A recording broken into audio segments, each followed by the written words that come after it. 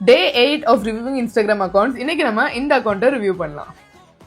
எப்பவுமே ஒரு அட்வர்டைஸ்மெண்ட் ஏஜென்சிக்கு நீங்க பண்ணும்போது இந்த மாதிரி ஹைலைட்ஸ் நீங்க செட் பண்றதை விட எக்ஸாக்டா இது இப்படி பண்றீங்க இல்ல, இது வந்து எந்த கஸ்டமருக்கு என்ன மாதிரி பண்ணும், அவங்க அவுட்கம்ஸ் என்ன அப்படின்ற மாதிரி போடுங்க.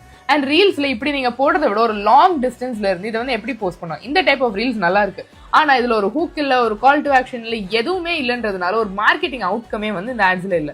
அண்ட் இந்த மாதிரி கிராஃபிக்ஸ் தயவு செஞ்சு பண்ணாதீங்க, அது பெருசா யூஸே ஆகாது. இந்த வீடியோ ஆக்சுவலி நீங்க நல்லா ட்ரை பண்ணிருக்கீங்க, ஆனா கடைசியில வந்து ரொம்ப நேரமா இந்த அவுட் சைடே காட்டும் போது எது உங்களோட கண்டென்ட் அப்படின்றதே தெரியல.